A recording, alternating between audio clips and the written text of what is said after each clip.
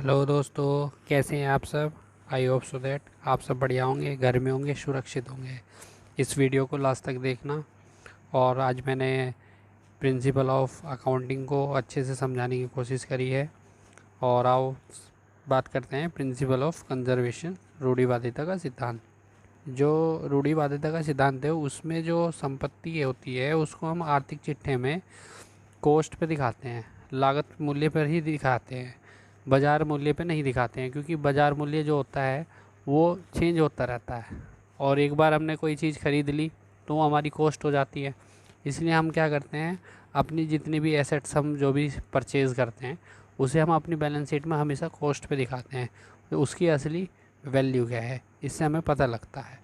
बात करी जाए पूंजीगत व आयगत व्यवहारों का सिद्धांत, principle of capital and revenue transaction. इस सिद्धांत के अंतर्गत सभी मदों को पूंजीगत व आयगत व्यवहार के अनुसार विभाजित किया जाता है। अगर मैं बात करूं कि बहुत सारी ट्रांजैक्शंस होती हैं व्यापार के अंदर, तो उस ट्रांजैक्शंस को देखते हुए, उन व्यवहारों को देखते हुए हमें हिसाब लगाना होता है कि ये पूंजीगत हैं, ये आयगत है, ये कैपिटल रिवेन्यू है, ये कैपिटल इनकम है, या कैपिटल एक्सपेंस है, और ये हमारी रिवेन्यू इनकम या रिवेन्यू एक्सपेंस है। ये सारी चीज़ हमें हिसाब लगाना होता है उसी समय, और उसी तरीके से हम इसको बाइफरकेट करते हैं। अब मैं बात करूं आय या आय निर्धारण का सिद्धांत, और बात करूं तो principle of determination of profit and income. लेखाशास्त्र के सिद्धांत के अंतर्गत किसी भी आय को प्राप्त तभी माना जा सकता है जब वे वास्तव में प्राप्त हो जाए। सही बात है। अगर मैं बात करूं कि आप किसी भी इनकम को तभी सही मानेंगे जब वो आपको मिल जाए। आपने बड़ा बिजनेस किया, इन्वेस्टमेंट करी, और उसके बाद इन्वेस्टमेंट करने के बाद आपने उसमें अपना मार्जिन ऐड किया और उसके बाद उसको सेल कर दिया। जब सेल होता है तब आपकी प्रॉफिट होता है। जब वो प्रॉफिट होता है आपकी जेब में आ जाता है तब वो आपकी इनकम मानी जाती है। इस सिद्धांत के अंतर्गत इसी चीज़ को समझाया गया है कि मान लो आपके गोडाउन में 20,000 रुपये का सामान रखा हुआ है और उसकी जो सेल वैल्यू है वो 30,000 रुपये है। आपको पता है उस पर 10,000 रुपये प्रॉफिट है। लेकिन जब वो सेल होगा और 10,000 रुपये जब आपको प्रॉफिट रियलाइज़ होगा तभी वो आपकी इनकम मानी जाएगी। आप पहले से उसको इनकम नहीं दिखा सकते अपने बुक्स ऑफ अकाउंट में। इसलिए यहाँ इस तरीके से दिखाया है कि जो शुद्ध आय है आपकी, वो आपको क्या करना पड़ेगा, सकल लाभ में से कुल व्यय को घटा के दिखाना पड़ेगा, तब आपको आपका शुद्ध आय, है ना, ग्रॉस इनकम दिखाई देगी। अब मैं बात करूँ प्रिंसिपल्स ऑफ कंसिस्टेंसी। कंसिस्टेंसी में इसमें क्या समझाने की कोशिश करी है, इसमें जो लेखा पद्धति है एक बार अपना ली, है ना, भविष्य में उसी का ही प्रयोग किया जाता है।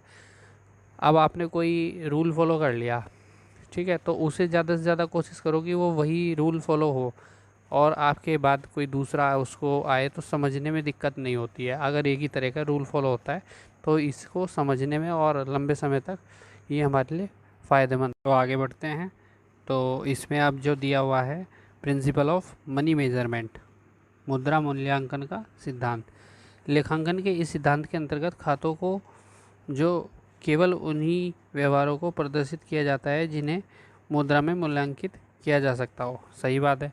अगर हम बात करें कि जब हमारे यहाँ कोई भी व्यापार के अंदर मनी से रिलेटेड ट्रांजैक्शंस होती है तभी उसका लेखा जोखा होता है। और कोई वादा हो गया या किसी को आप प्रॉमिस कर रहे हो, उसका कोई जो है लेन देन या उसकी कोई लिखा पढ़ी नहीं होती।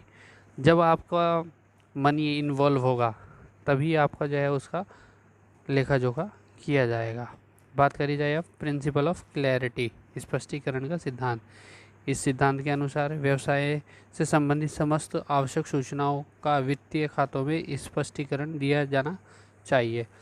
और हमारा जो फाइनेंशियल अकाउंट्स बनते हैं उसमें हम हर एक सूचना का पूरी तरीके से क्लेरिफाई करके दिखाते हैं। उसमें जो भी समायोजनाएँ हमारी एडजस्टमेंट हैं उसको पूर्ण रूप से करते हैं। उसको पूरा करने के बाद ही हम जो है फाइनल बैलेंस शीट दिखाते हैं और प्रॉफिट एंड लॉस अकाउंट बनाते हैं। अब मैं बात करूं कॉन्सेप्ट्स ऑफ अकाउंटिंग की, है ना, ये भी एक महत्वपूर्ण अवधारणाओं में से एक है। तो बात करी जाए बिजनेस एंटिटी कॉन्सेप्ट्स। इस अवधारणा के अंतर्गत व्यावसायिक अस्तित्व की अवधारणा इसको बोलते हैं। तो इसके अनुसार जो व्यवसाय के स्वामी का अस्तित्व पृथक पृथक होता है। आपके बात करी जाए इस बिजनेस में, बिजनेस अलग है और उसका स्वामी अलग है ना। आप अगर कोई बिजनेस कर रहे हैं तो आप अलग हैं और बिजनेस अलग है। आप अलग एंटिटी हैं और बिजनेस अलग एंटिटी है। इसलिए जो लेखा व्यवसाय के अनुसार किया जाता है वह व्यवसायी के नहीं होते हैं। जो लेखा में व्यवसाय, आप जो भी अपने यहाँ बिजनेस के अंदर ट्रांजैक्शंस कर रहे हैं वो उस बिजनेस की ट्रांजैक्शन हुई है, आपकी पर्सनल ट्रांजैक्शन नहीं है। उस बिजनेस का उधार होगा जो भी होगा, आपका पर्सनल उधार नहीं होगा। ठीक है। अब मैं अगर बात करूं मनी मेजरमेंट कॉन्सेप्ट्स की, तो यही समझाने की कोशिश करिए इसमें कि लेखांकन की इस अवधारणा से आशय केवल उन्हीं व्यवहारों के लेखों से है जहाँ मौद्रिक प्रकृति होती है, जहाँ मनी इन्वॉल्व होती है, जहाँ पैसा इन्वॉल्व होता है ना। उन्हीं जो है उन्हीं कॉन्सेप्ट्स को जो है मेज़रमेंट किया जाता है। अब बात करें डुअल एस्पेक्ट कॉन्सेप्ट्स, और हमेशा आपने जब भी देखा होगा, जब भी कोई ट्रांजैक्शंस होती हैं दो पक्ष होने बहुत ज़्यादा ज़रूरी हैं और होते भी हैं, है ना। जब दो लोग होंगे तभी ट्रांजैक्शन होगी, अदरवाइज़ कोई ट्रांजैक्शन हो ही नहीं सकती है। इसलिए इसने जो दिया है इसमें इस सिद्धांत के अंतर्गत प्रत्येक लेखा दो पक्षों को प्रभावित करता है, एक डेबिट साइड और एक क्रेडिट साइड। हमेशा ये प्रिंसिपल ही है कि दो साइड तो बिल्कुल प्रभावित होती हैं। गोइंग कंसर्न कॉन्सेप्ट, तो इसमें जो बताया है चालू व्यवसाय की अवधारणा के अंतर्गत लेखे इस प्रकार या इस आधार पर करने चाहिए कि व्यवसाय अनंत समय तक चलता रहेगा। भाई कौन चाहेगा कि मेरा बिजनेस बंद हो जाए, है ना। तो इसलिए अकाउंट्स भी कहती है कि आप बिजनेस ग्रो करो और काफ़ी समय तक चलता रहे, अनंत काल तक चलता रहे। इसलिए इस कॉन्सेप्ट के अंदर समझा जाता है कि जो हमारे लेखे हैं वो काफ़ी समय तक, अनंत काल तक चलते रहेंगे।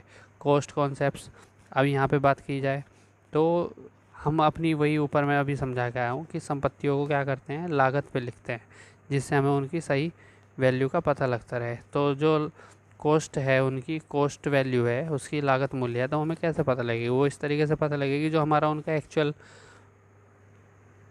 प्राइस है, मतलब जो हमने परचेज़ किया था वैल्यू, परचेज़ वैल्यू, उसमें प्लस करेंगे उसमें जो भी इंक्रीमेंट हुआ है, या फिर उसमें से माइनस कर देंगे जो भी उस पर डेप्रिसिएशन लगाओ, और उसके बाद उसकी उसमें से माइनस कर देंगे सेल, है ना। तो उसकी जो है उसकी कॉस्ट आ जाएगी इस तरीके से। अब बात करी जाए एक्रूवल कॉन्सेप्ट्स की या अर्जित अवधारणा है। इस अवधारणा पर आधारित लेखांकन अवधि से संबंधित सभी व्यय, आदत व्यय, आय, उपार्जित आय, है ना, का लेखा उसी अवधि में कर लेना चाहिए।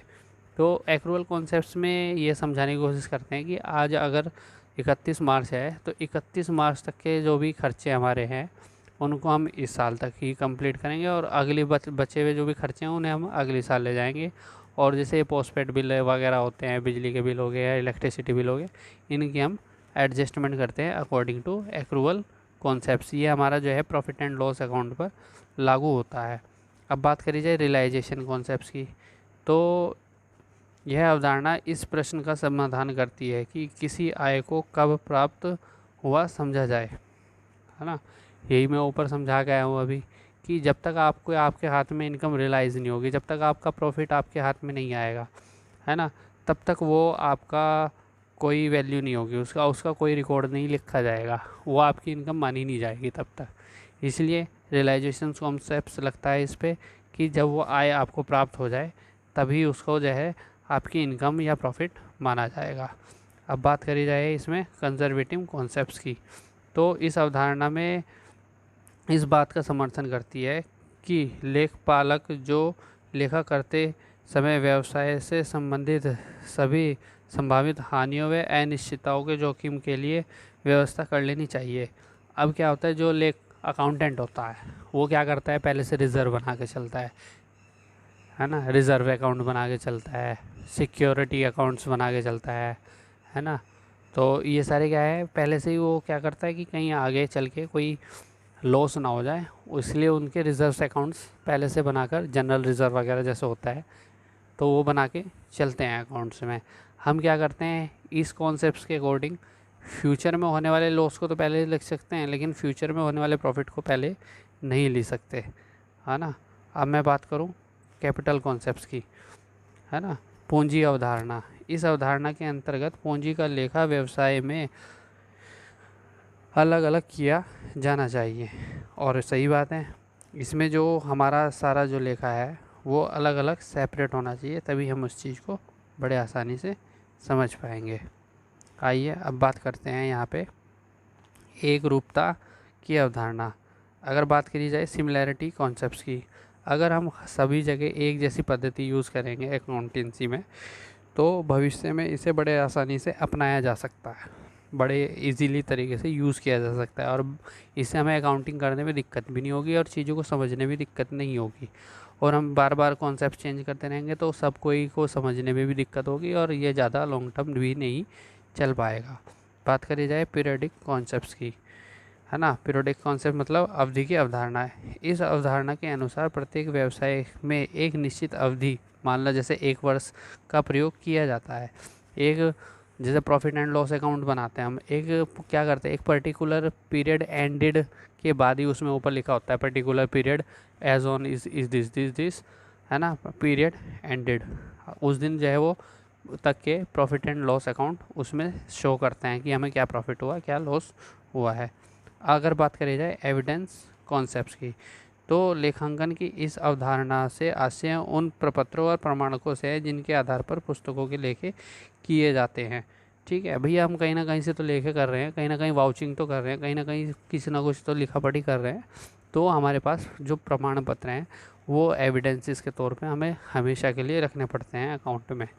और यही आज की वीडियो जो प्रिंसिपल ऑफ अकाउंट है यही समाप्त होती है, और नेक्स्ट वीडियो में लेके आऊँगा और उसमें